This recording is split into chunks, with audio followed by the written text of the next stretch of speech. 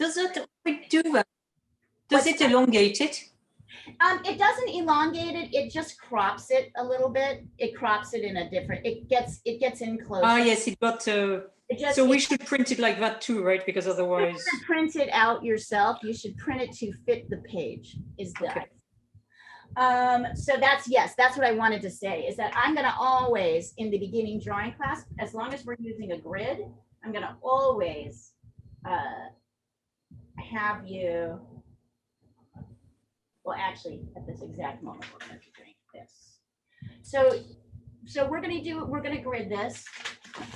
That didn't help here. Let's try that. There we go.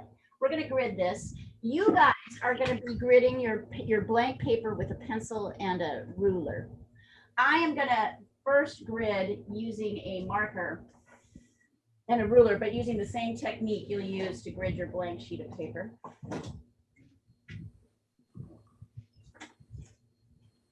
So the first thing I'm going to do is line my ruler up very carefully along my source, the edge of my source. And on the long side, this is 11 inches or 28 centimeters. So you can use either measurement to line this up with 0 here, 11 or 28 here. And then you're going to find the halfway point. So for inches, that's 5.5. Then you're going to do the exact same thing up here.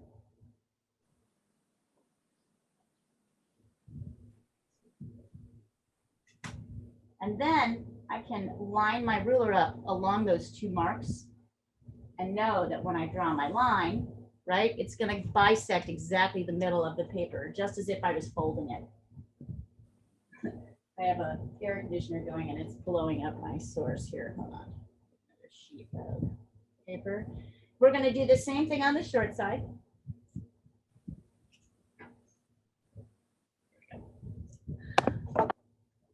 So the short side is, I think it's 21.5 centimeters, 8.5 inches. So if you're using, I'm using this inch ruler. So it's 4.25. I'm using the inches ruler because this is the only one ruler I have that doesn't have paint all over it. So I can actually see the numbers.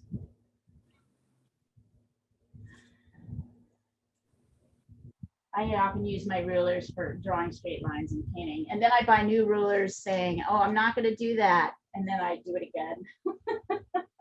So, let's see, that's a little difficult to see. So I'm going to use slightly, if I can use a, I'm going to use a gold so you guys can see it. A little better. And then I'm going to go back here and I'm going to divide each half in half. So half of 5.5, if you're using inches, is 2.75. Half of 5.5, half of 14 is obviously 7. That's why I encourage you to go back and forth between inches and centimeters as you need. What is the easiest thing to divide in half? Right? I'm going to do the same thing up here. So each half, 2.75 or 7, depending on what measurement you're using.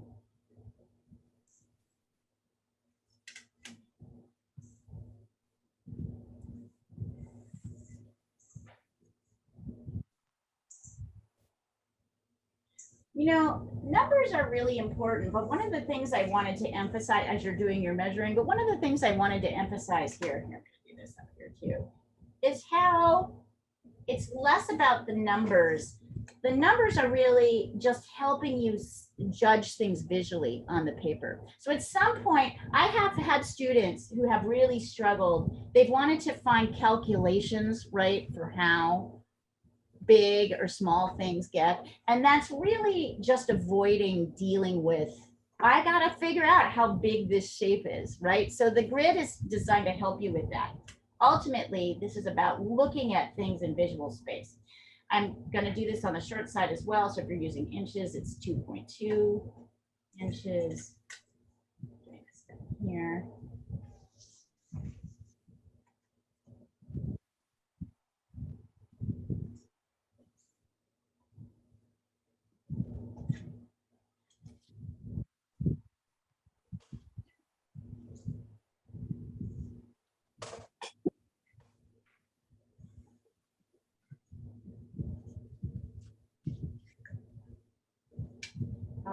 And then your first lines. So I want you guys to think about this. Yes. Okay, can you see why I couldn't resist this piece? It came across my photo reference. It's stinking cute. Also, giraffes have a lot of hard edges in their fur patterning, which I thought would be maybe a relief, but also kind of interesting to draw. One of the things I want to point out that I really like about this piece is that although there are two giraffes, our first sketch is going to be one big super object. Right? Because they're attached together. And this is where we get to that idea of, yes, this is where the left brain starts to cause problems. Because the left brain wants to separate things that visually are not separated. So I always want you to start by sketching in these first shapes here. I'll take a picture and then I'm going to draw my grid and catch up with you while you guys get the first lines in. And if you're eyeballing this, you know, send it over to me so I can help you with construction. Eventually, I'm going to get you all to be drawing freehand, the hard way, as Jackie says. But for now, the grid is the shortest, quickest way, quickest, dirtiest way, as I like to say, to really see where things are rather than where you think they are. And I feel like that's the sort of constant surprise of painting. You're like, wow, that's really so much smaller than I thought it was, or so much bigger, or you know what I mean? Yada, yada, all of that. There we go. Okay, so I'm going to catch up with you, those of you who've done this in pencil. I'm going to draw it again. What I really should do is draw this grid out beforehand, but I didn't. So.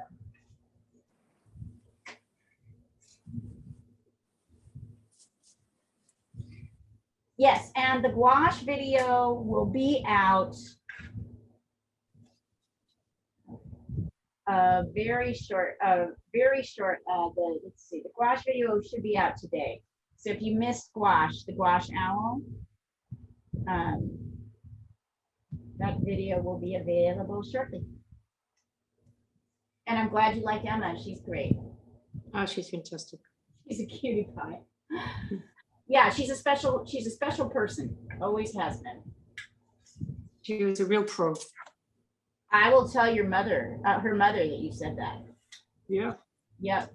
There, you know, her husband is a doctor. She's a teacher, but she also has a ceramics wheel and is a great like artist. But they're, you know, they're afraid for their kid that their kid isn't going to make, you know, their kid isn't going to make enough money to support themselves. But Emma, of all people, I think really could. She's got the skill and she's got the tenacity, if that makes sense. She's got the patience.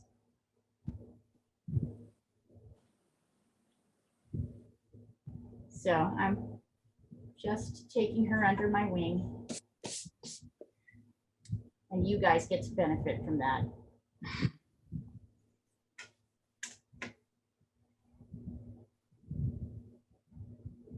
And you know, for those of you who come to the Thursday class and sometimes the Friday class, Addie, who is 11, who takes that class, is a student of Emma's. So Addie is 11. I joke around often that Addie is like mini Emma. although I gotta say, Emma has a skill level I've not really seen. Honestly, yeah, she can't, like, she had this skill level that was crazy good, even at 12. But Addie's, yeah, she's like, it's cute. So anyway, Addie follows Emma around, goes where Emma just painted a mural at her high school and Addie assisted. And so they live in the same place? Yeah, they live in Montana. They live in Montana. Okay. Yeah. So that, yeah, so Addie came, and then we decided that Addie was too, right? Like, Addie was kind of too advanced for the kids class.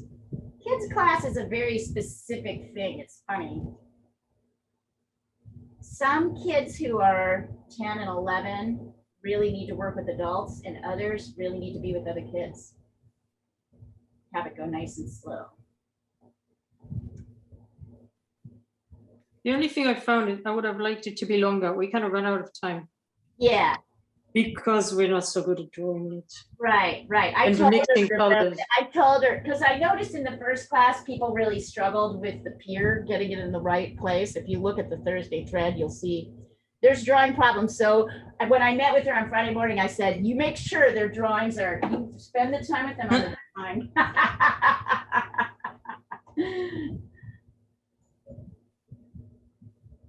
All right, so as you can see here, I'm kind of I'm actually marking where this blue line intersects. And by the way, drawing was kind of rudimentary, as though she's more of a painter than a drawer. You know, it's funny, she started out as a drawer. Oh, I can't really see this here. But you know, she completely caught it up in the painting. Yeah, she actually was not a painter when she came to me. She could draw, but she didn't really know how to paint. So that has been her training over the last few years. That's what I mean by probably I've trained her. I think she would have, you know, like a lot of kids working with what you have. Yeah, I like that she's gotten sort of less what I would call uptight with the drawing. Yes, about the drawing, yes. Right? She is like, that's where I feel like I really got to train her. She already could draw. She already knew how to do that. Not liking this. Oh, give me 1 second, you guys. I have not finished my lighting setup. Like, you can see it's hard to see.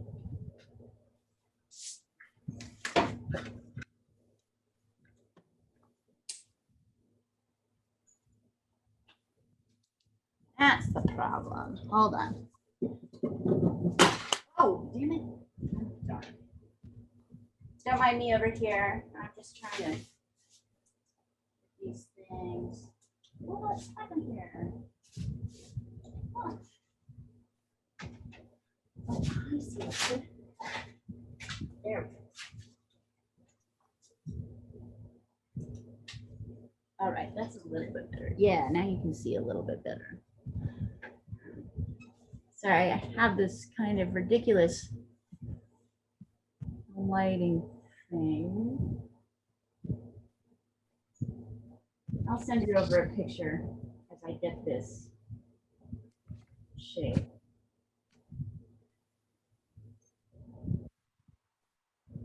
So notice I'm not getting so caught up right now in the shapes of their heads. I'm trying to get that envelope of shape that's around the edge, so that when I start getting into the nuances of that,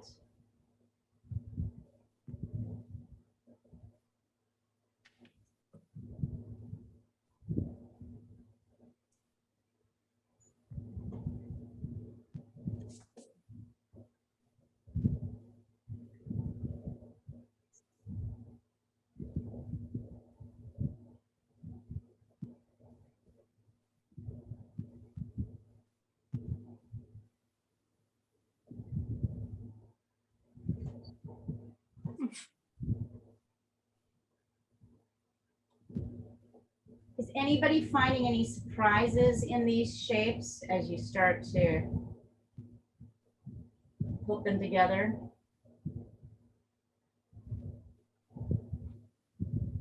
I'm surprised that the neck of the smaller giraffe is so big, like thickness. Yeah, good. I had the same reaction, actually.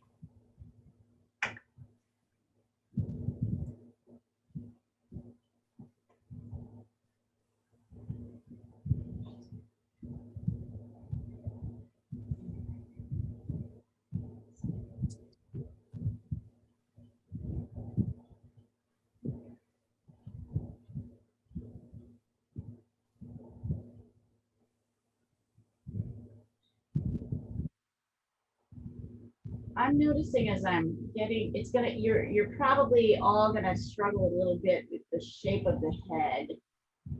even at this. So break it up into pieces, right? Don't try to draw it as one line.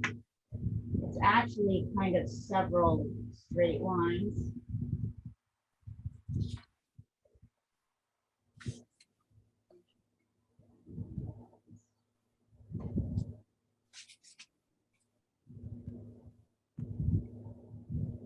So it's good to register that like Tosh just did, because the more you register it, the more it's going to be part of how you approach drawing, how you start to memorize how something comes out in on the page that's different than how you think.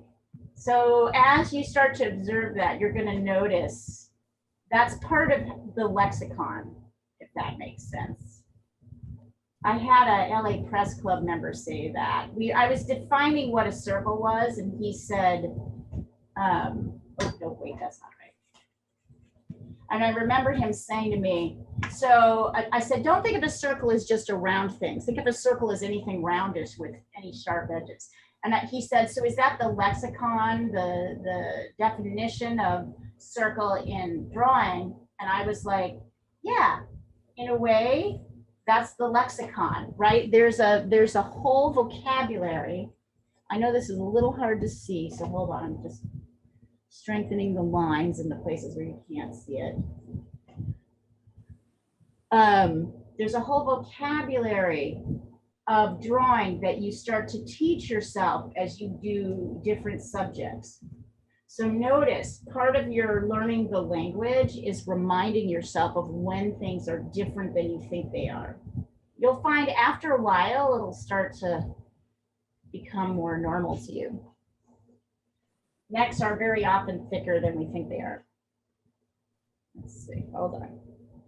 I'm gonna send this over and then I'll take a look at yours, your guys's. Should have something that looks a bit like this.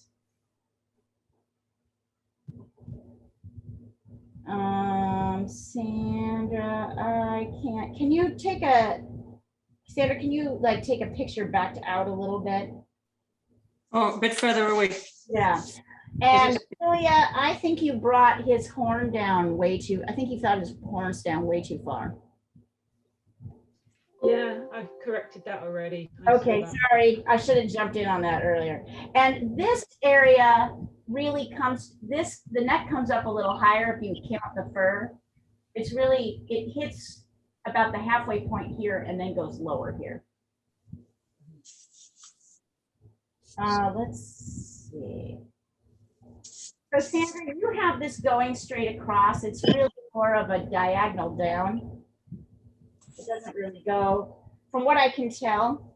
It's, oh, you mean the hairy thing? The neck, right? Which includes the hair as you're starting to get it. There's more of a diagonal. It's a little bit straighter as you go through, but look at that angle. I'm just looking at the angles. So I made it too straight, you mean? Yeah. Okay. Right now we're going to go into step 2, which is some of the inner lines. So now we can start to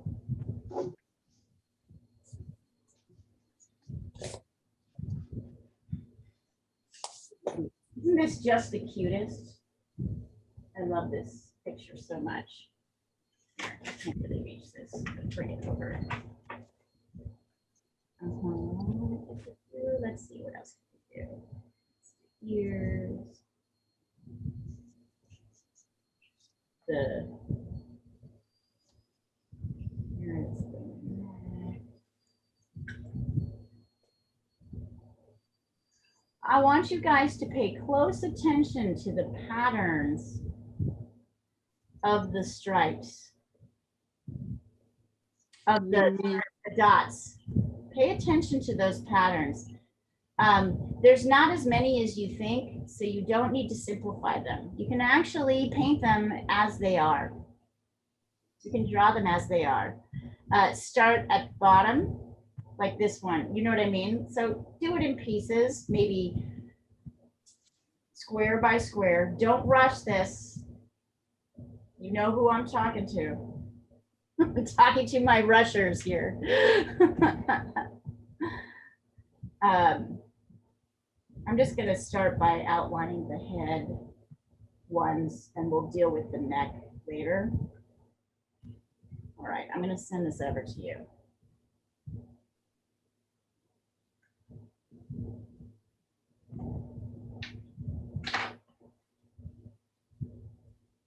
Start to see.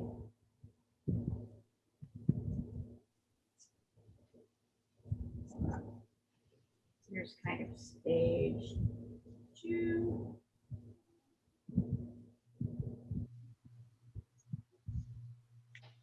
This back up.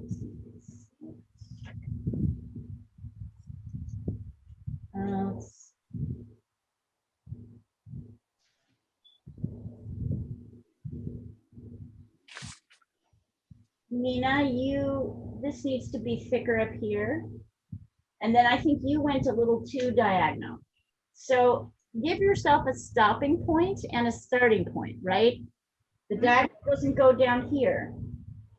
It's up here. This first diagonal, which is the blue line, comes above. So mark your starting, and here it's about halfway.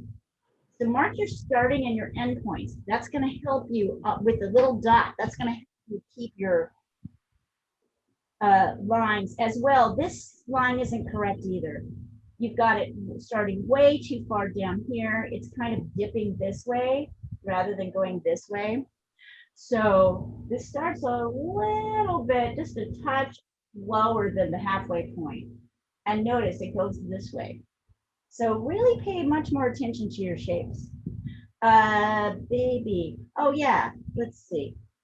Look at the negative, also Nina, look at the negative. So you rushed through this. So look at the negative space that's here, right? And look at your negative space. You made your neck too thick. Give yourself starting points and ending points. Give yourself these dots. That's the whole point of the grid. And recreate this space in this square as well as the neck and this space, right? The negative space is the space that's not the object. In the drawing, it's just as important. Okay. Even When you point it out, it makes sense. I see it. it's your rushing that you want to rush through this part, and you can't because your brain finds it hard, but you can't. Like, right? Like, what things do you have to do? And it's good to think to yourself, what are the things that you have to do in life where you cannot rush it? If you rush it, you're going to fuck it up.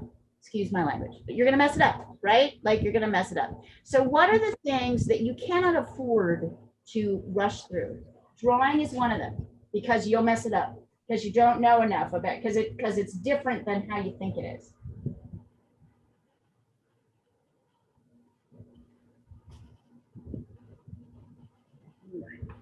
So now I've got this, I'm going to come in and start.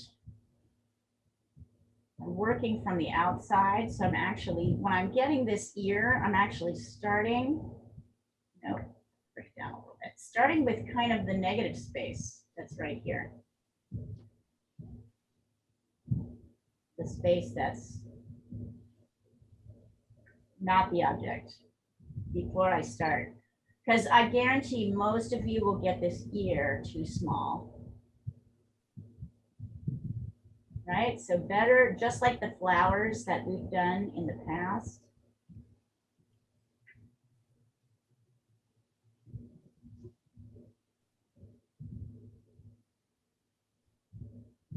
And you notice the ear comes in a little bit more. And then it kind of steps down in here. There's a little bit of shadow with the ear as well. You gotta pay a lot of attention here. Notice the eye really comes to the corner.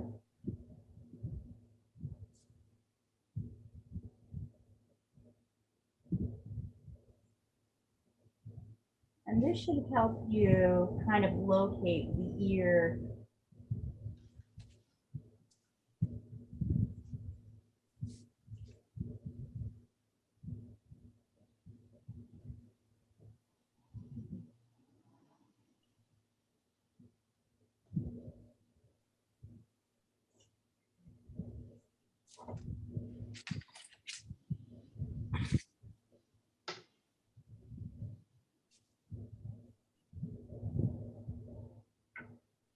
So see how I'm still kind of working around the outside before I start getting into the inner shapings? And notice that my original line for this ear was here, this for the shadow part here. And I changed it when I added my eye in, and I realized how close these two shapes were together. So that's what I mean. You're constantly should be kind of shifting subtly. I can erase this. Once I can start to erase the outer lines once I get shape in.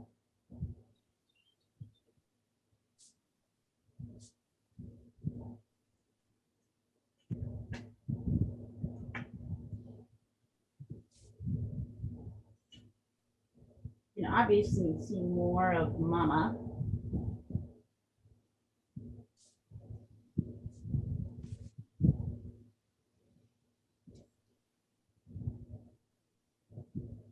I also can see that some of these lines get in the way a little bit of my being able to see the details. So I have another copy of this photo, which I'll put out, which doesn't have all these lines on it, which I will draw.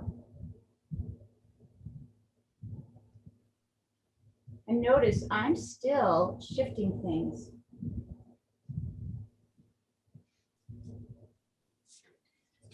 Based on this principle.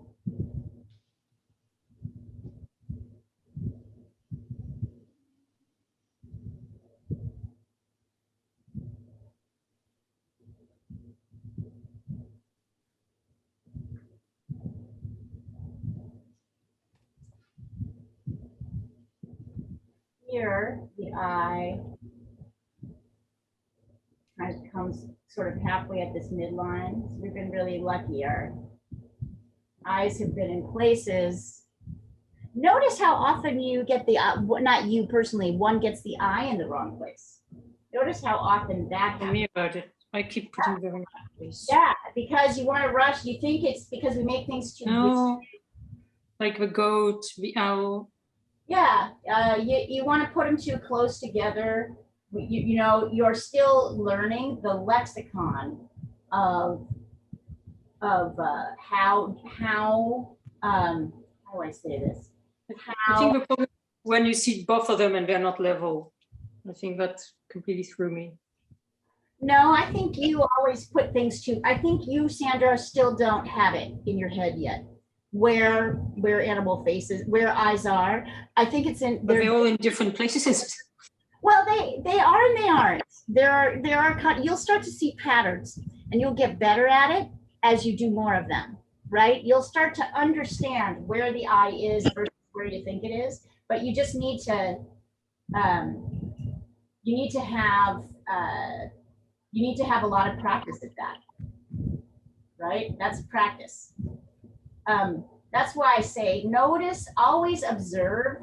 Oh yeah, see, I put the ear in the wrong place. Now I've got it in the right place. Always observe, like Tosh did, how thick things are, smaller things are. In the end, that will kind of fill out and become something that helps you understand how to interface with how shapes actually show up on flat surfaces.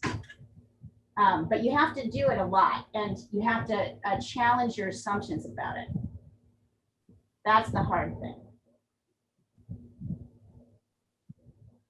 I, for example, know that it's hard because of perspective issues. It's always hard to know exactly where the eyes are in the animal, and it's easy to extend them out. Once I know that, it helps me to as I start to place things, to know that that's what often happens.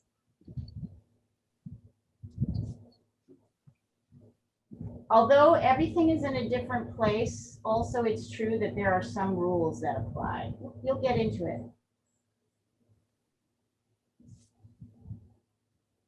There we go. How's it going for everybody? Here, let me take a picture of this right now.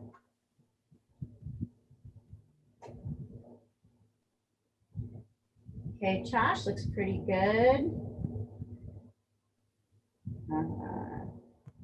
Lana, please look at the shape of the eye. What are you doing? You've been taking classes long enough to know shape, to know how to look at shape. These eyes are not round. Take a look at the shape of this eye. It's a freaking triangle.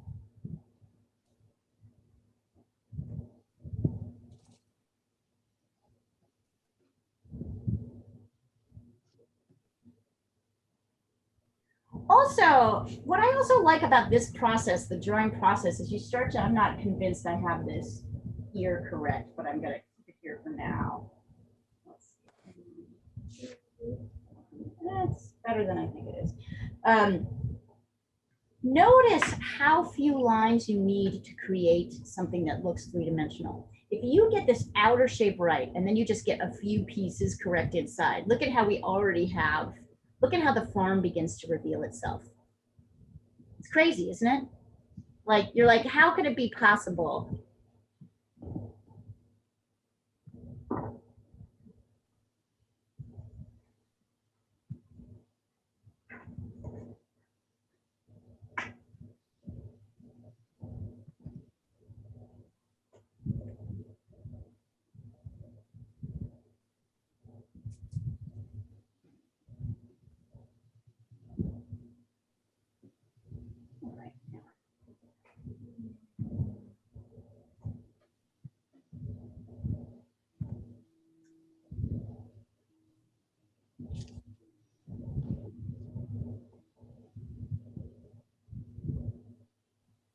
Notice how I'm really paying attention to the shapes of these bigger spots. Is that what we would call them? Spots? Yeah. Rascal spots.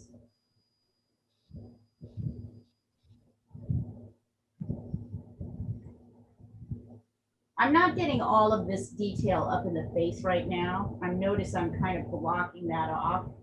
I'm really focusing on the bigger shapes. I'm not really going into any of this detail and any of all of this detail. That I feel we can wait until later.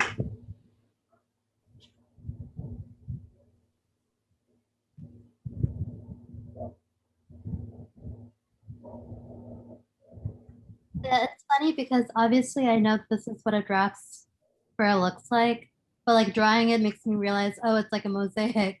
Like, It's like a Like a puzzle. It's window, like a right? puzzle. but Like of course, I know that Giraffes. like, but I but like you're saying, like now that I'm drawing it, I'm like, oh, so That's actually a good place to be. Like, not thinking about what it is, thinking more about what it looks like. Because all of our problems come when we think of what it is, right? Like, all your problems end up coming that way. I'm trying to think of the easiest way to give this to you. I think I'm gonna do this square by square with the spots. So I'll send it over to you. I know this is kind of annoying, but well, hey, this is beginning drawing. This is what we're here for, right? So I'm just gonna square by square sketch in the shapes. And I'm gonna recommend you do them square by square. So for example, here are the shapes in the neck. This sorry, not square, but rectangle. That's looking, Jackie, eye is bigger than you think it is. The eye is bigger on the big one. Look at the shape. Well, I always think the eyes are smaller than they are. It's funny, most people think the eyes are bigger than they are. Bigger, That's but I an know, like, interesting error to make. Maybe you're just overcorrecting. All right, so here is big, square. Okay, I'm going to turn this upside down. Beatrice just sent hers over, and I'm realizing this is probably a good moment to start turning this stuff upside down. So turn your sketch upside down. I'm going to turn the source upside down so that you can check shape. So B, take a look at this shape right here. I'll do mine too. Mine probably needs work too. Okay, I'm going to put this over here a little bit.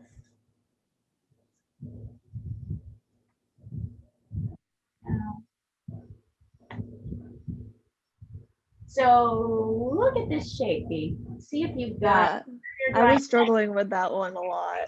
So look at it upside down. I think you're gonna Yeah.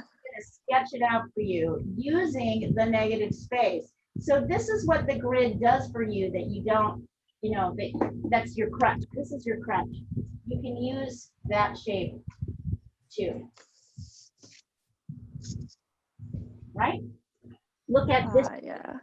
check all of them. So that's my recommendation to you, check all of them. I'll check mine. We'll see. We'll see if I got it too.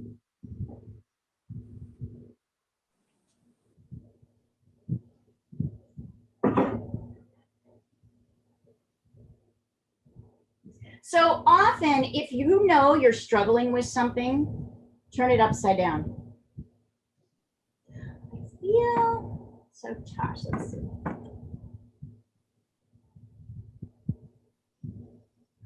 Tosh, you take a look at this as well. Look at this shape. Your face is kind of, I want you to look at this shape and this shape upside down. And I think you're gonna see it's gonna make her nose a little bit more extended, right? Yours looks a little bit squat. So Okay. this shape and that shape. Okay. Send this over so you guys, I'll sketch it, we draw it in and I'll send it over so you can really see what I'm talking about. You know, drawing the negative space first, then kind of what you've got is the actual shape. Here, hold on.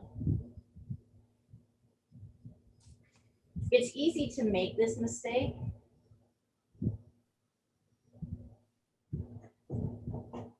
And I will do the same thing. Mine doesn't look too bad, actually. Yeah, what will happen after a while is you'll get better at seeing this shape, this shape. You'll be thinking about this more, but until you guys really have that lexicon down, it's like learning any language.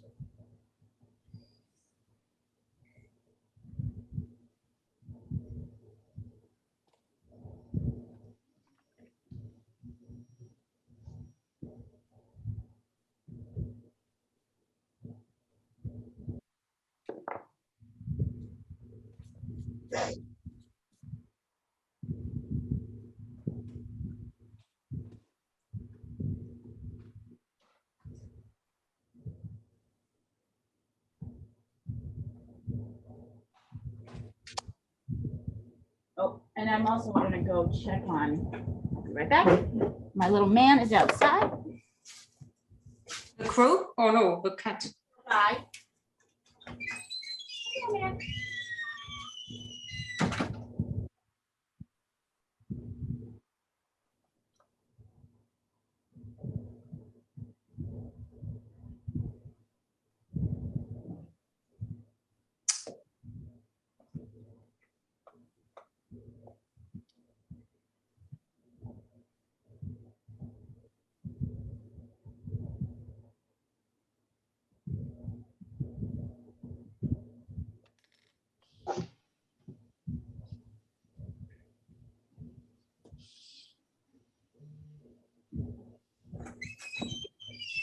Yes.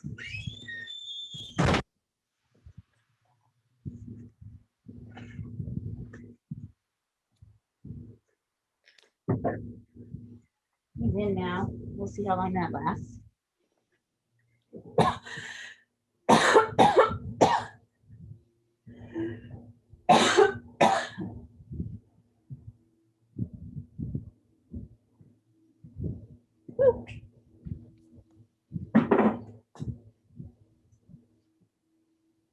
Yeah, I sent it to you sideways. Should I send it to you again the right way up? No, I can put it right. Looking pretty good. Let's see. I'm gonna rotate it upside down. It's a lot of work, this. They are. It's looking pretty good. You can make the eye a little bit bigger on the big one. Okay. Yeah, I was thinking it's You know, not bad, Sandra. good. Not bad at all. I'm gonna do the grisaille then. Oh, his ear here is bigger. Which one? This The one, little guys here? yeah, see this one? I measured it with my calipers. Let me see. I feel like it extends out a little bit larger. If you compare it, it's like the same. It's longer than the horns.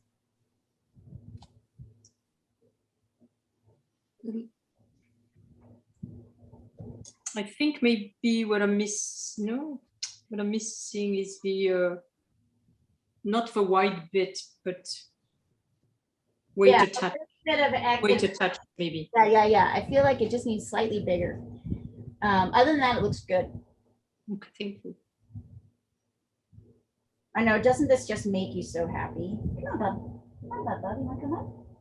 Come up and say hi. Come on. Say hi to everybody.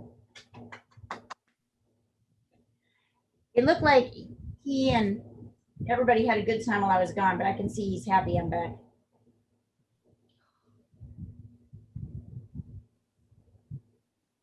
Hi, buddy. Hi. Hi. Come on. Say hi to everybody. I'll take a picture of him. Here he is.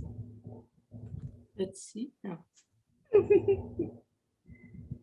Ah, he's big. He's so big. He's like a grown up. Here, here's another one.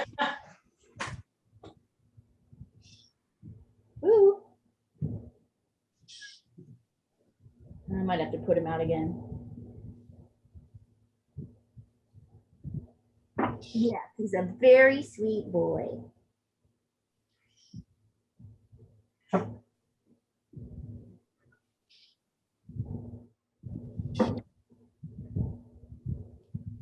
You think? All right, maybe we'll draw Hermes. I've made people draw. When Hermes was a kitten last year, everybody, we did him in charcoal. By the way, guys, I'd like to get you started on charcoal in August. So I want to make sure you all have charcoals, not charcoal pencils. There are a very specific set of supplies you need. So if you do not have that supply list, please send me a note on WhatsApp and I will send it over to you, the supply list that you need. You are going to love charcoal. It's an entirely different way of thinking about drawing. It's a lot of fun, and we'll spend at least August doing it, maybe part of September. And then we'll move to ink, which is even more fun. And I know, and for those of you who've not done it, don't panic, right, guys? Right? Ink's more fun than you think. Mm. I know Olga loves ink. Yeah, both charcoal and ink are amazing. They really are amazing. They will change the way you think about drawing. Yeah. So if you do not have the supply list, let me know and I will send it over to you. I've seen some people using watercolor with charcoal. It bleeds a bit. You totally can. Really? It doesn't bleed too much? I mean, sometimes it does, but you just learn how to manage that, right? Like that's just like a way of using mixed media. You look to see what it's going to do. I mean, there are people who start their oil paintings with a charcoal drawing. Charcoal is definitely one of those things that you can use, you know, for anything, really. And I knew about oil, but not. Yeah, watercolor. It's great. It's absolutely great for watercolor. I used to frown on mixed media, but now I'm beginning to like some of it more and more. Oh yeah, because it makes, I mean, the whole point of mixing the media is to make the effect that you want, right? Like that you can't get the effect that you want without it, you know, without being able to combine it. I love combining pastel and paint and ink. I think those are really fantastic. Actually, pastel and Sharpie is my absolute favorite. Really? But yeah, and I feel like everybody kind of figures out a different way. I'm really enjoying our our abstract art class because she uses coffee.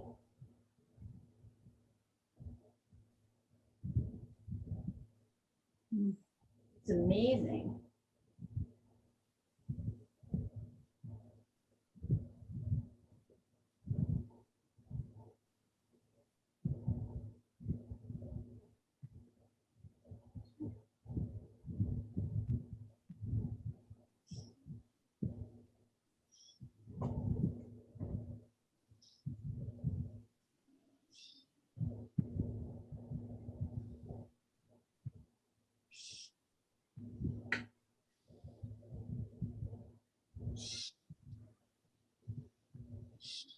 I feel like the ingenuity of people is, you get disappointed by how stupid people are.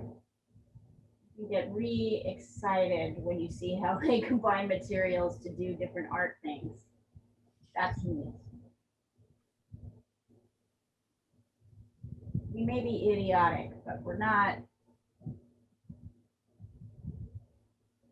completely ridiculous.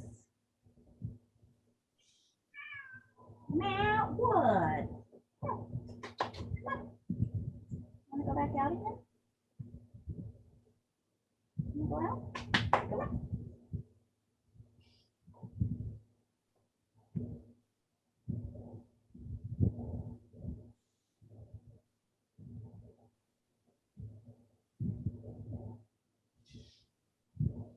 I also find it's easier, I don't know if you guys are finding this, to get kind of one section of the giraffe so that you can kind of build off that. So I'm working on the bottom here. Then I can add in the other shapes.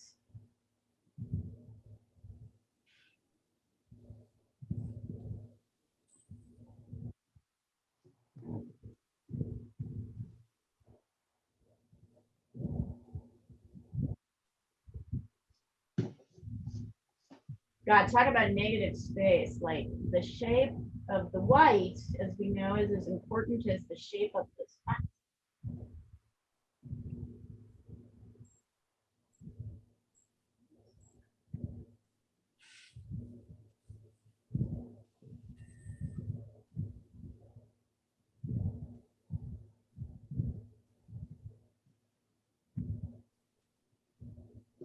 Here, I thought this was going to be easier. Sorry, guys.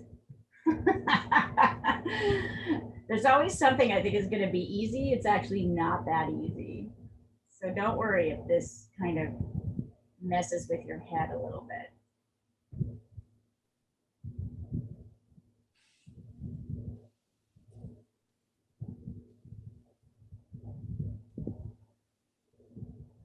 I think the easy part will be there's a lot of hard edges. So once you get into this, you're going to see as you can start to darken, right? Like here, the fur is less sharp. It's harder. There's a little bit of a raggedy edge, but not so much. So you're going to get a lot of, you start to darken these, you're going to get a lot of give there.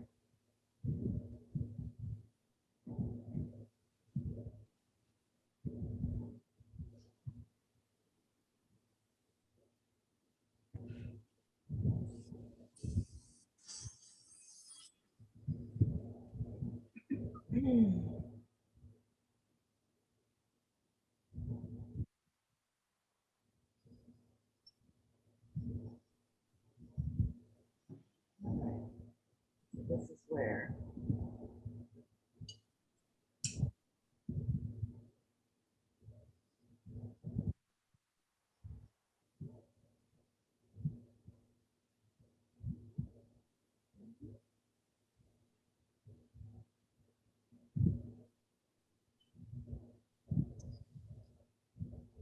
now. The one relief is as we get further down the neck, the spots get farther apart. It's easier. So if you want to start from the back, you totally could.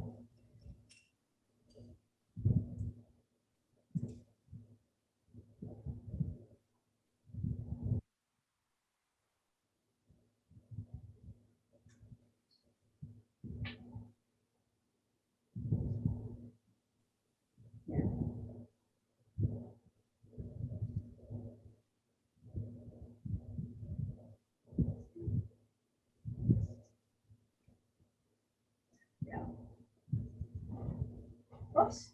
Hey, what are you doing up there? Help.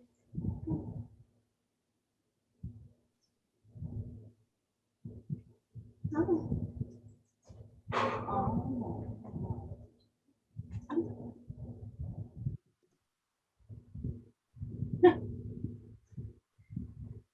Now he's like, "Ooh, come on, Hermes." Now he's about to cause trouble on this fly.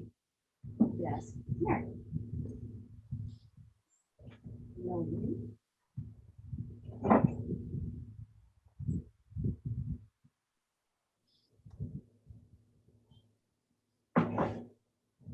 Also notice that the spots have some shifts in value. And if you can pick some of those up. Thank you.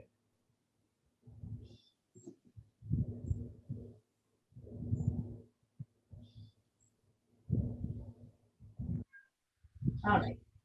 Thank you. Back out. Let's go back. Hang on.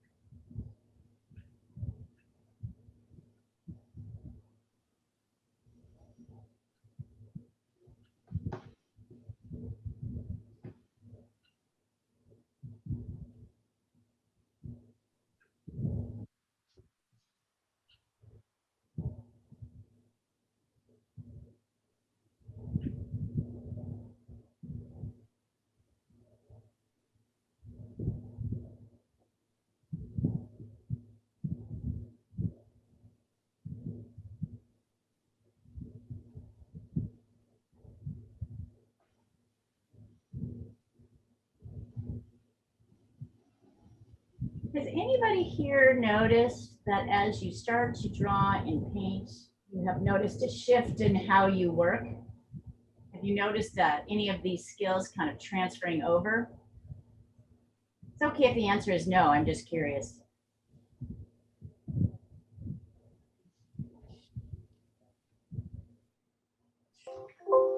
I'm definitely noticing my concentration is better.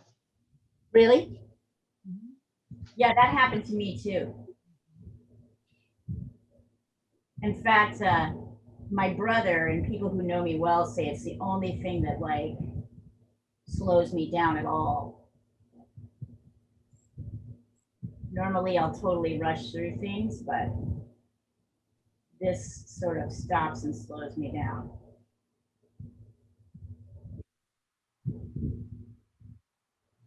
Anybody else?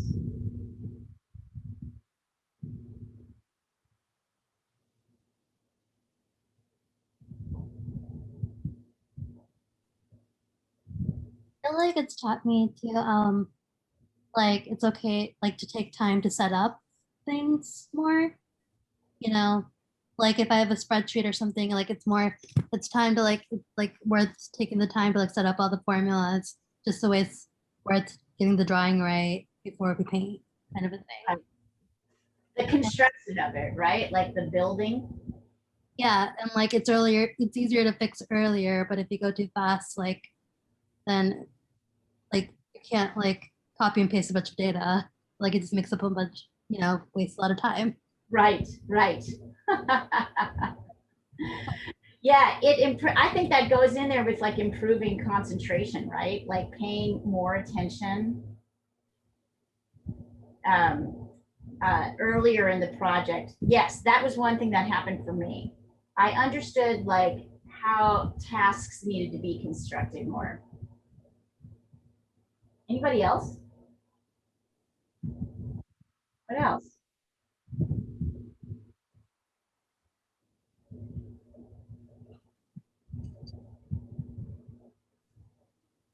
I found I was also able to write leads better. Like I was able to see a story lead better once I started learning how to draw.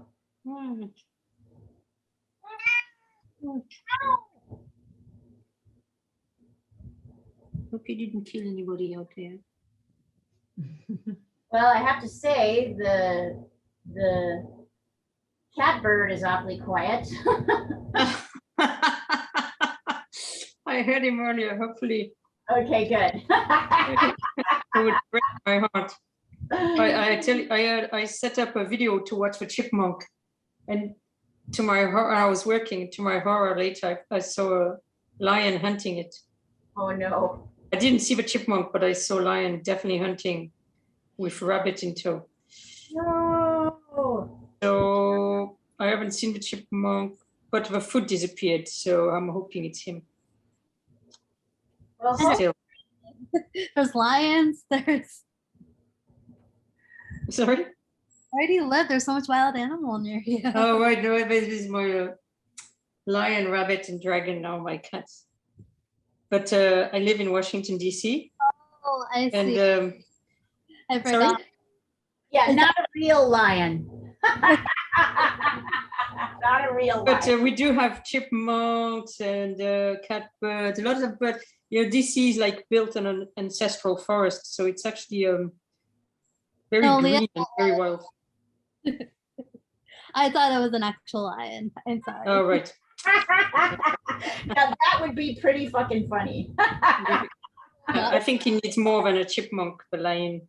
That'd I be guess like it depends on who you are. just a snack.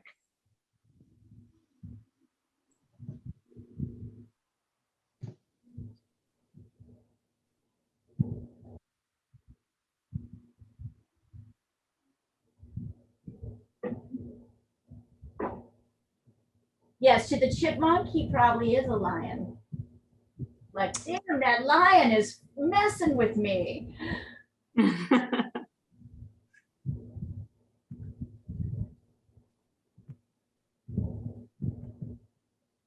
That lion is freaking me out. I didn't see the chipmunk thread at all, but I saw the fierce hunting. That's what, I mean, you know, that's what cats do. Yep. Yeah, I couldn't blame him because that's what he does. But I felt like I betrayed the chipmunk because, in fact, the reason this happened is because I put his plate a bit more exposed so I could catch him on video. Very Right. bad idea.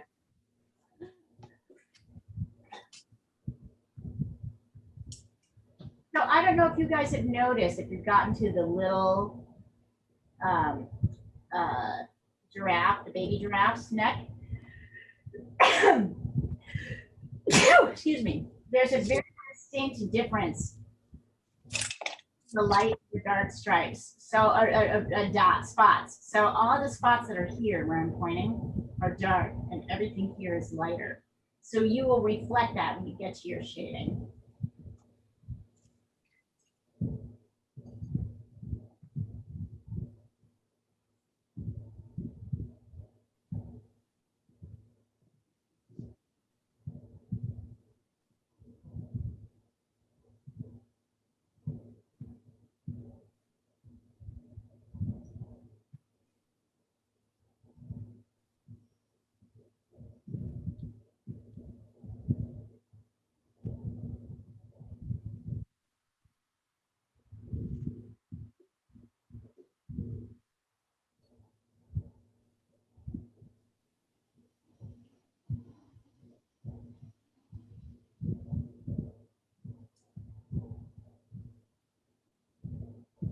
Yeah, it is like doing a drawing, like a church stained window or something like that. It's really beautiful. What a beautiful creature, right? Creature that, And they're getting depleted as well. of course. I don't know if this is helpful, but I've also feel like I'm taking like making dots before making, Yeah. So marking your spot so you know where it is. because I'm realizing that I have to measure it. Otherwise, I'm like making them too small. Yeah.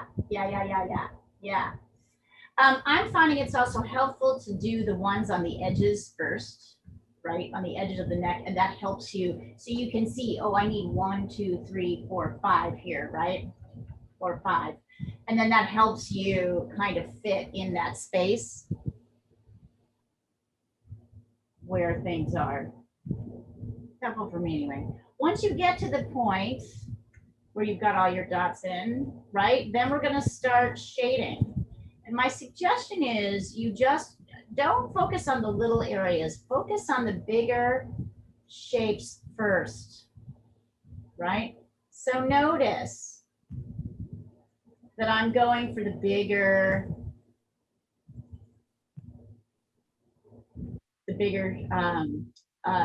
spots. And notice that the spots aren't all the same value, right? So some of the spots, and that the spots can kind of shift value. So this one here is a little bit lighter up here. So if you want to, you can see I'm using kind of a combination of my finger to make a kind of edge that gets a little bit lighter as it comes up here. So as you can see those, once again, I'm going to take a picture of this guy, but upside down with no markings on him, so you can kind of see the value shifts. And for anybody who does not know what value is the lightness or darkness of any color, right? So there's probably at least five values in this animal, more if we were going to get more detailed about it. But we're going to focus on 5 light, mediums, and darks.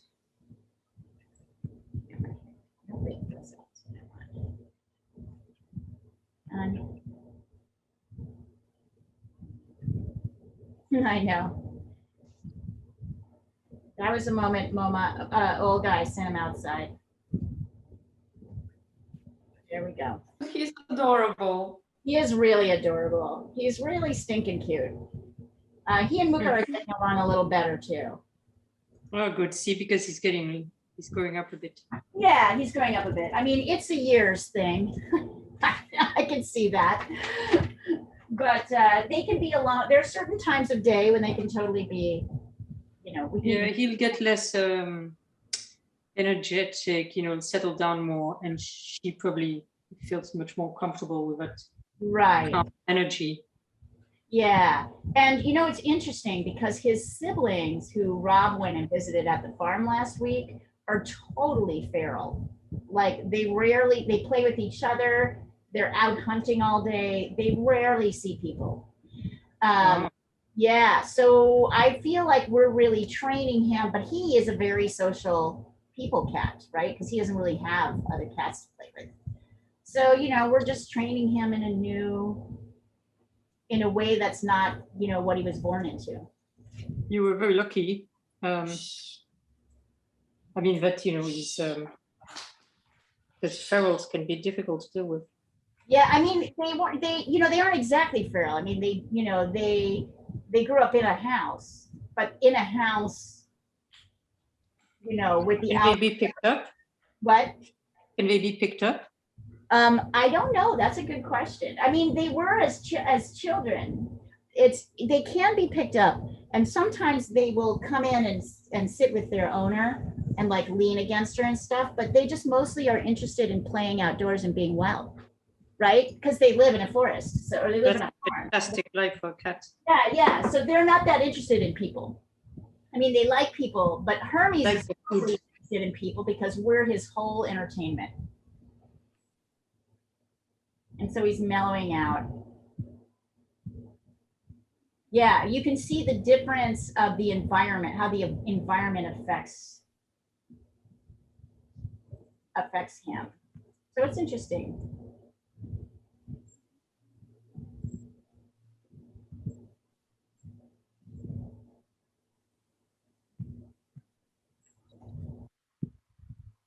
Oops.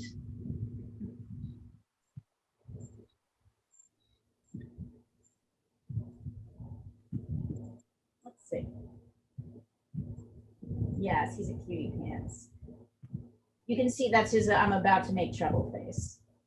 He has this look like, okay, what can I knock over? What can I break?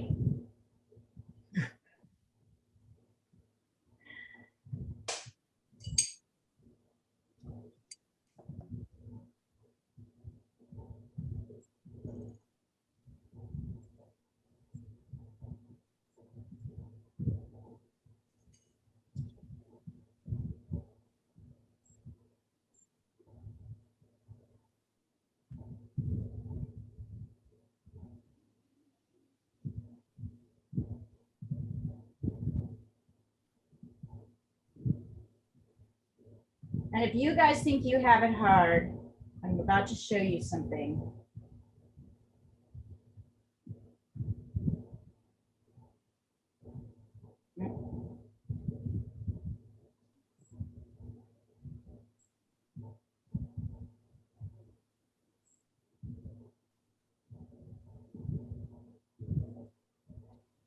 So this is a pretty beautiful painting, right?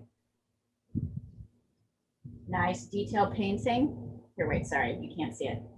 Let me get it close up. Here it is. Beautiful painting, right? Mhm. This Yes. artist is quadriplegic. She paints with her mouth. Wow. She paints with a paintbrush in her mouth. Oh, If you ever think art is hard, here's another one. She just did a close-up of one of her koi fish. amazing. She's amazing. Paints with her mouth. She has a paintbrush in her mouth. I'm like blown away. Talent.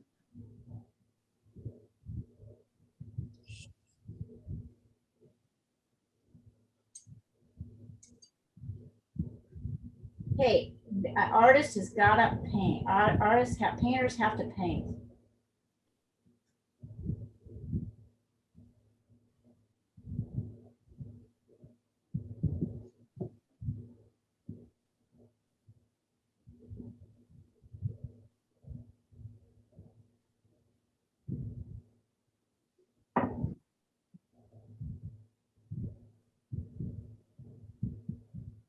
So Sandra, you're watercoloring this, right?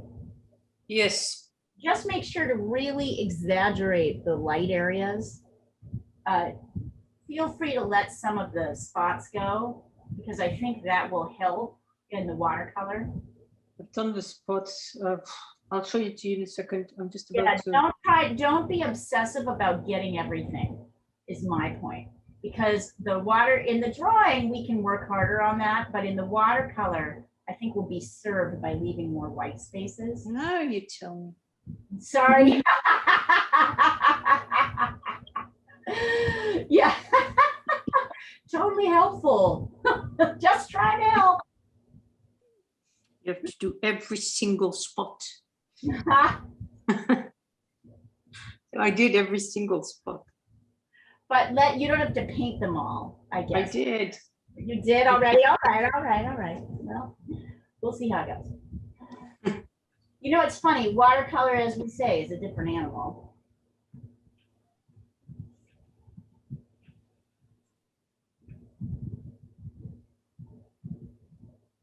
I'll show you where I'm at. Yes, please. I would imagine a grisaille would work really well for this. It's,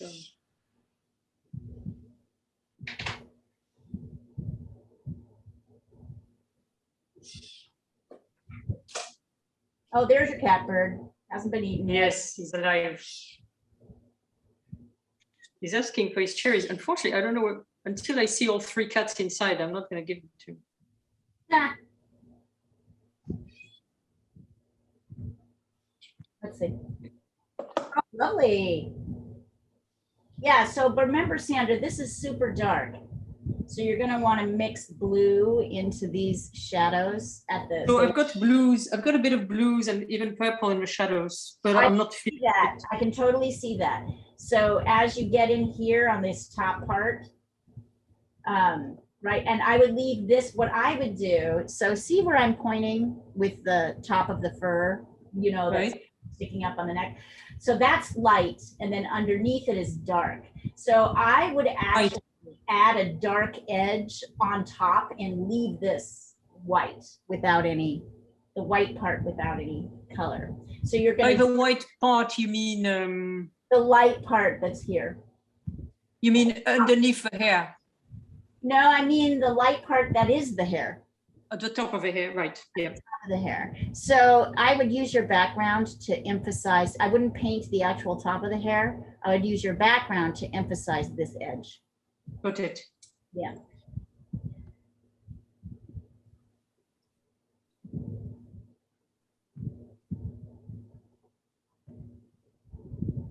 Your mixing's improving on this one. Oof. Well, no, I'm not mixing at all. I have convenience colors.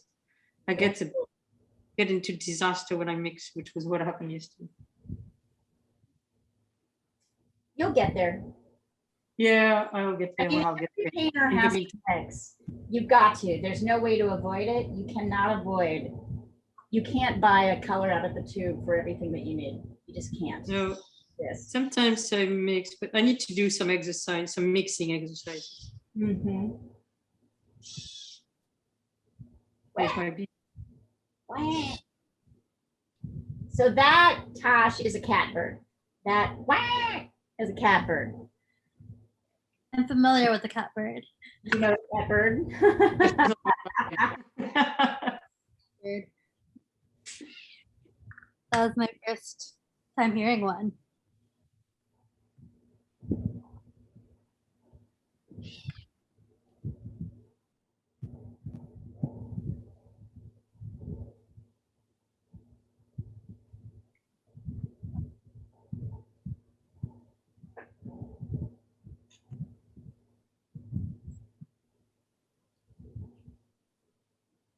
Julia, did anyone respond to your game? I saw a couple of people sign up, but I didn't see anybody respond. Maybe it was too complicated. Did you send it out? You did, yeah. We'll just keep playing at it. We'll hit it. Oh, it's really cool. I'd start sending out a little video on the of somebody, you know, like maybe watching Krista do an abstract piece or something like that to see if that will get people hooked. God knows. I don't know. I don't know what's going to do it. I also think now is not the time. You know what I mean? Now we're just playing around. It's September that we'll start really doing a push for new members. Because Tashween, I'd like to see BuzzFeed do this for another year. But I think we got to bring more folk in. So we're going to make more people come to our, so you think you can't draw workshops, you know what I mean? Classes and all of that. We'll get them in. But we can kind of rest. We can just kind of play around now, see if anybody, you know, what works. Awesome. Yeah.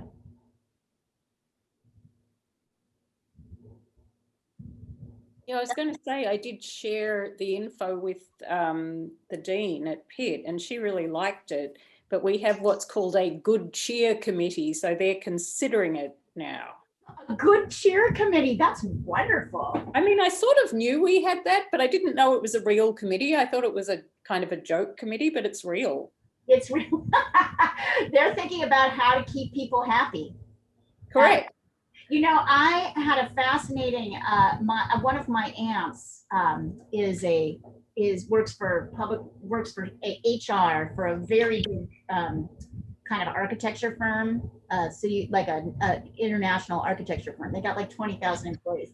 And I was explaining to her how hard it is to like promote the classes. And she said, and they're a really good company to work for. And she was like, our company has an entire web portal, which is just, do you like to do these things? Which has all kinds of little sections in it of things people like to do. Yoga, you know. So can't you do that with her company? Yeah, she's passing it along right now. I'm hoping they'll join us. I was fascinated. I was like, I mean, they dedicate several employees to managing this portal, to like making sure there's a lot of different options. And when her company, which was bought up by this company, was onboarded, they were given a little live introduction to every section of this, you know, hobby website, right? I was like, that is brilliant. So you just put it up front and center with everything, right? Like you're trying to figure out like how do you get people to understand, yeah, do this, right? Like this is like something you can do. And I was really amazed. So yeah, I'm definitely talking with them about joining us. But I just love these things that people do, you know, a good workforce, a good workplace does to kind of push people taking care of, you know, enjoying their life as well as working, right? Like actually enjoying their life. It's fascinating to me. And how you do that when you have a lot of people. And she kept saying, yeah, I mean, giving somebody a plaque at the end of their 30 years of service just doesn't cut it anymore. No, it doesn't, does it? Nobody like, everybody's like, really? Particularly it's been framed in plastic or something. I mean, we get usually a gift as well, but it's... Right, exactly. It's like, no, that's not gonna do it for me. I need a little bit more appreciation. So it's an interesting, but it's interesting. It's a challenge for companies that are big, you know, where the workload's really intense. Like, how do you engage people? And how do you get people to take time off and do things for themselves? And why should you as a company do that, right? Is there a value for you as a company to do that? So that's like kind of the interesting thing to me, is that whole conversation, which is what they're having in HR, you know? You need mechanisms, you need to make it really obvious for people, you need to give them plenty of options, plenty of entry points. It's neat. It's a whole conversation. I was just going to say, it's funny, these cultural things. You know, like in Japan and Korea, they still expect you to work like 20 hours a day and then go drink with them at the end of the day, and you can't say no. Right. And I went to Japan like 30 years ago, and there was an American manager for Reuters, and he was trying to sort of innovate things. So for instance, I went like on a sailing trip with him, like an old big sailing boat, and it's like team building. You need each other, otherwise the boat doesn't move. And I was just trying it out with him and a friend. But he told me that he was really trying to shake things up, but it was very difficult. For instance, he had allowed some of his people, some of his Japanese staff to work from home. And he said they were mortified because the neighbors could see that they were not going to work, and they felt that the neighbors thought they had lost their job. So they hated it.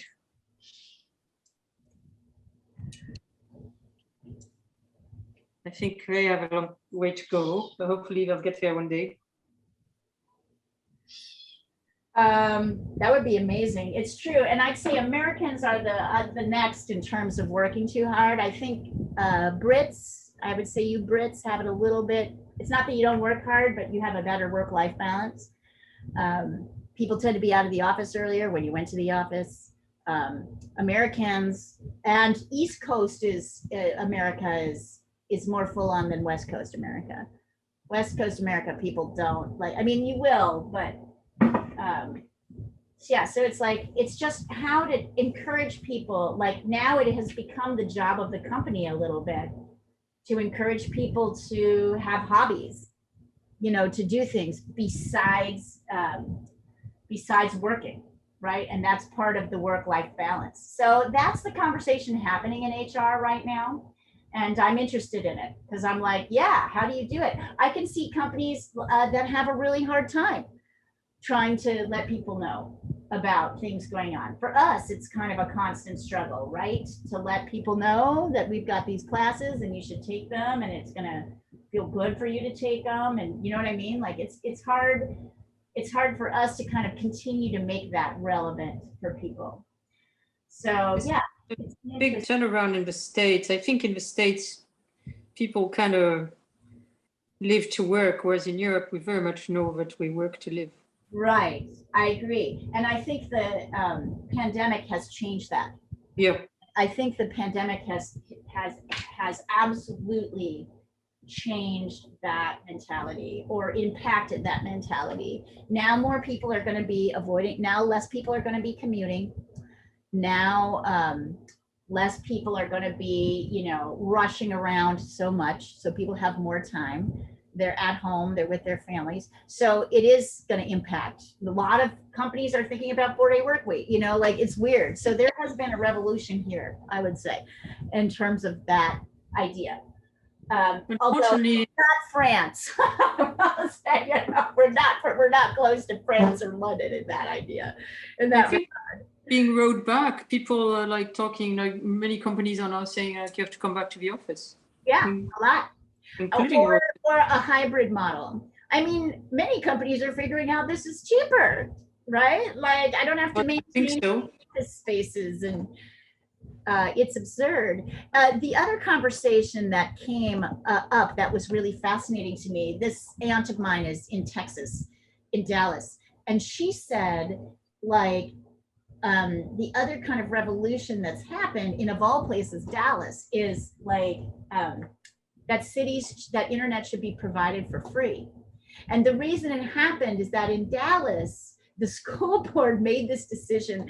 So once kids had to go home, the school board was like, okay, we're gonna, I don't know how it got funded, probably some public-private partnership, but every kid in the Dallas school district was given a laptop to do school from home. But there are entire swaths of like Dallas that had no internet access at all.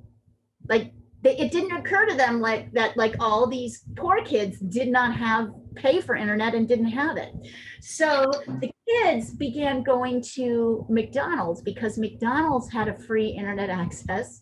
And then there were enough of them that the McDonald's began feeding the kids free breakfast and lunch. And then the school district was like, oh my God. And they rehired all the school bus drivers and turned them into mini hubs, like, you know, mini Wi-Fi extender hubs.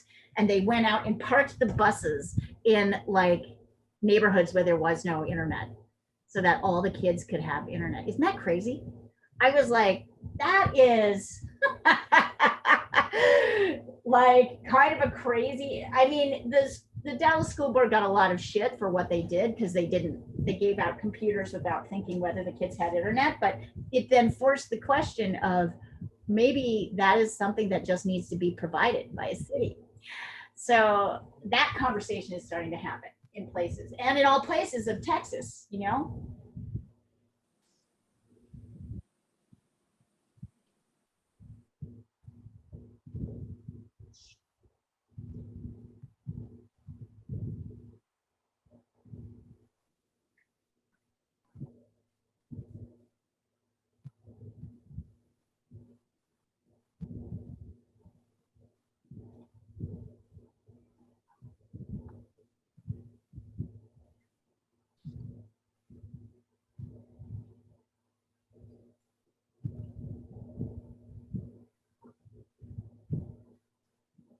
Anyway, I'd like to think there's some positive things we can take out of this pandemic.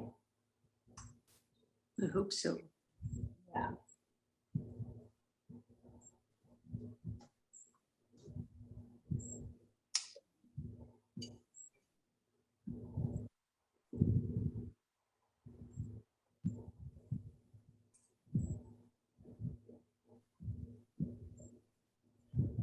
How's it going, everybody? Want to send me where you're at?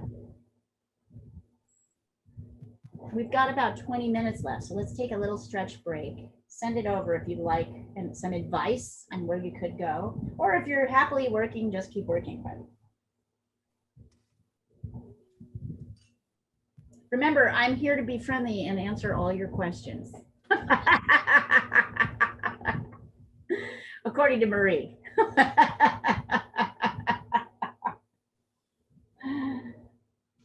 Oh, nice, Bee, that's coming along beautifully. So I like your spots. Notice that this, the eye, when you get the eye in, it's bigger than you think it is. Oh yeah. So look at that shape, right? And, but this is looking good. I mean, this might be one of your better. And don't forget also that your spots don't come up to here. Oh yeah. I totally forgot about the like hair. Erase those a little bit. Yeah. And add in your ducks. Yeah. But Thank you. I know, I like it that you forgot because you were just not even thinking about Yeah. it. Right? Exactly. You were just thinking about shapes. Nice work. Oh, nice, Tosh. Yep, looking good, looking good. And I like how you're jumping around. I like how you're not getting stuck in one area. I can see you're moving from what you're like, where can I get the most impact from my drawing? You technically could stop this drawing right here and it would have its own sense of being finished. I'm not telling you to, I want you to keep practicing, but you could. Do you see that? Because you're kind of moving around. It's a nice, like, oh, Jackie, great. Yep. So Jackie, I would say the same thing. Okay, so let's see. What do I want to tell you? You actually, these are looking great. Darken the eyes. Okay. Let me get the eyes in color closer. Let me get the face up close so you guys can see what's happening. Give me a mo. Right.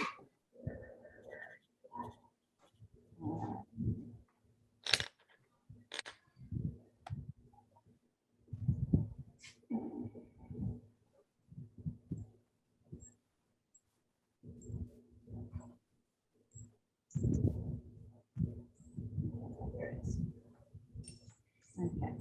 I know it's a little tough to see what's happening, so I'm going to do two things. I'm going to do this in color for you.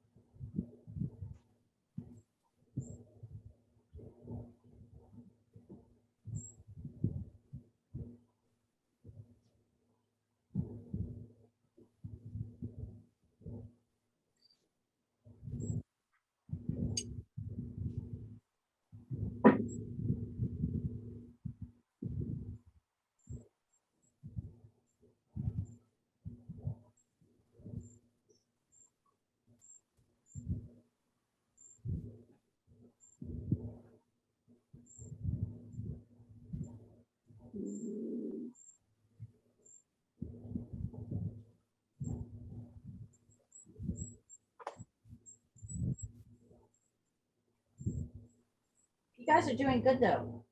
I think everybody's doing good here.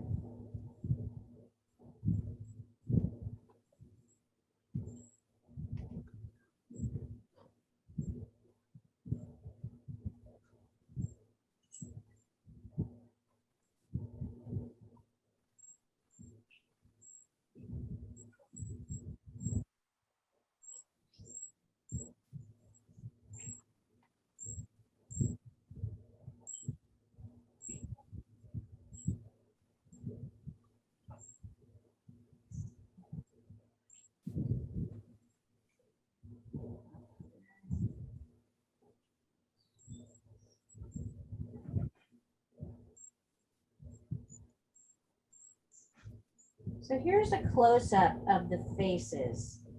So you can see what's happening to the eyes. And I'm going to Oh, give you a close-up.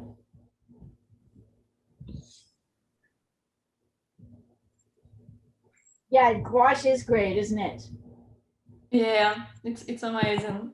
So Olga, work on lightening this, the part that takes up, since you can with gouache, go over with lighter colors here and where the light parts of it. So the light part of the giraffe is on this side of the neck. Mhm. Try and make that distinct. Yeah, I'm just waiting it to dry a bit and then I will add it. So yeah, I like gouache too. And I feel like gouache is kind of the answer to watercolor paintings that go too dark. Don't you think? You can put Yes. like a little gouache on, light gouache on top of a dark watercolor, dark, you know, where your watercolor got too dark, and it's nice. Yeah. Yeah, I'm excited. I think gouache is a new, it's really fun.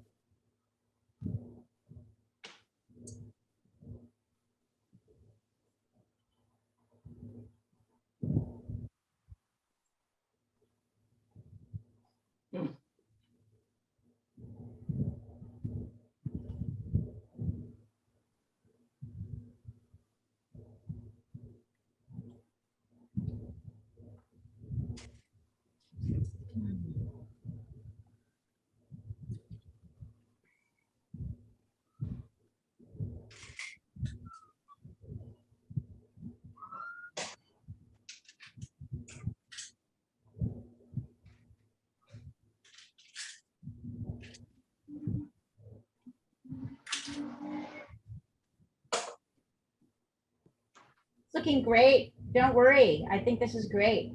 Osiris, you're doing good. Just keep going. And if you're feeling confused, here, I'll send you the original drawing I'll send you the original photo without the lines. I'll just put it across right now. There we go.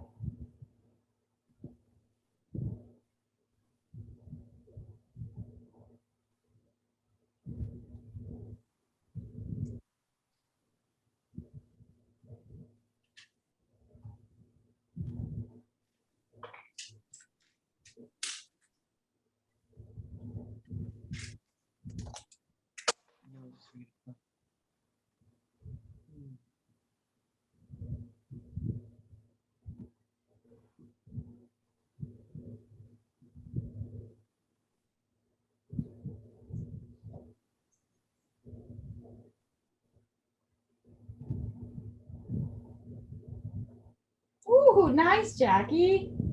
Wonderful. So if, take a look, Jackie, if you look closely at the eye on the big one, you'll see it's kind of a little, look really close. See how there's a little bit of light? Yes. Yep. Just on top. Yep. A little bit, you're at that point where you could add a little bit more detail. So part of this is getting that light part over the top of the eye. Subtle, because we can't really see it. Yep. Nice job, Nina. Nice job. It's adorable. I'm looking at the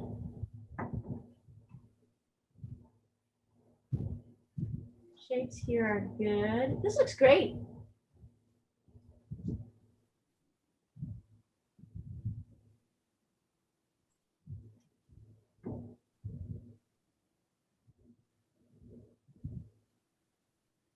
Am I okay FB with these classes? What do you mean by FB? Oh, yes, Facebook the class. Yes, Facebook the class. Sorry, it took me a minute. Yeah. I am on Facebook. There is a thing called the Roaming Studio online art classes. I'm not great about updating it. I'm better with the Instagram. Maybe we'll go when I'm done, okay? Kind of, we're gonna leave in a minute. Let me finish. Yeah. I am on Facebook. You can find the Roaming Studio. You can also find me. And I'm also on Instagram, the Roaming Studio, and also Leah Kohlenberg, both of those. Trying to get better with the, it's just so many things. There's only so much you can do in a day, isn't there?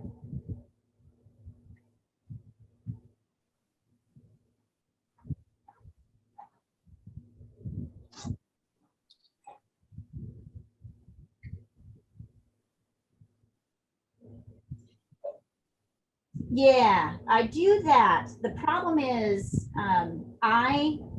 my focus on Instagram and Facebook is my own artwork, which I sell, and I sell on Facebook. So my Instagram won't let me send to more than one Facebook page. So I can only send to Leah Kohlenberg original art, or I have to switch it over to the Roaming Studio. It's not letting me go back and forth as much as I would like. Yeah, it's a pain in the butt. So yeah, my first, it's Nina, it's all like kind of priorities, right? So my priority for Facebook and Instagram is really to sell my own work. So I spend less time dealing with the classes that way. But of course, I like advertising the classes that way. So at some point I will work more with that. But right now I've just got to, it's complicated, and it's probably more, I'm old, and that's probably why it's more complicated. There's probably some workaround, but I don't know what it is to be able to do both. I do definitely post both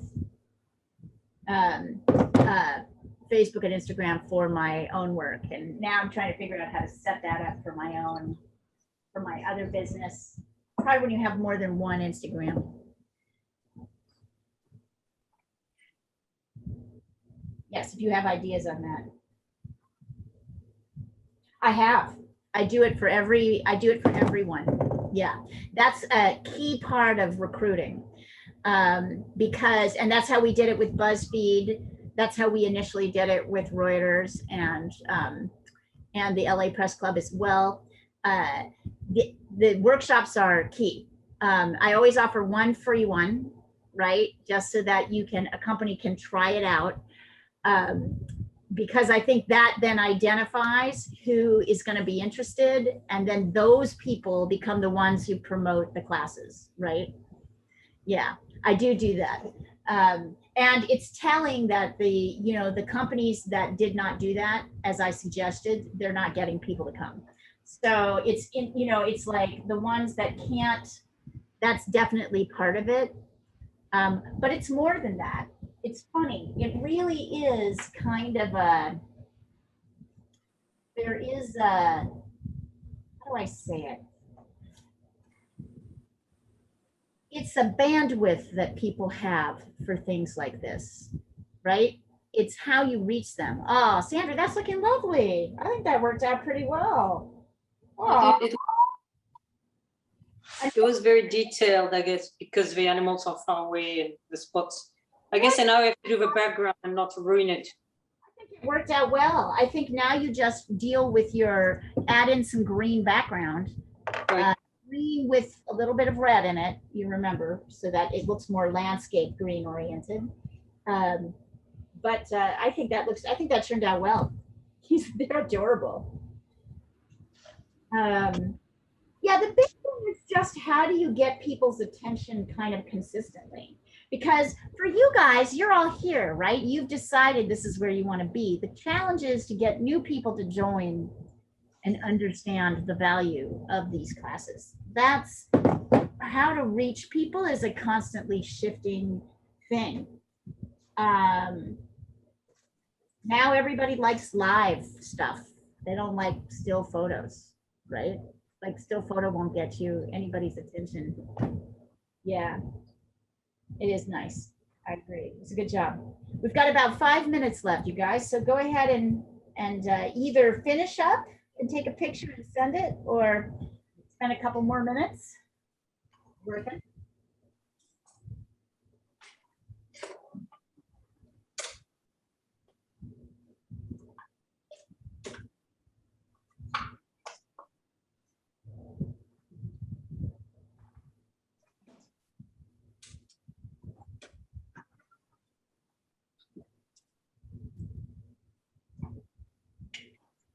Oh, B, nice work.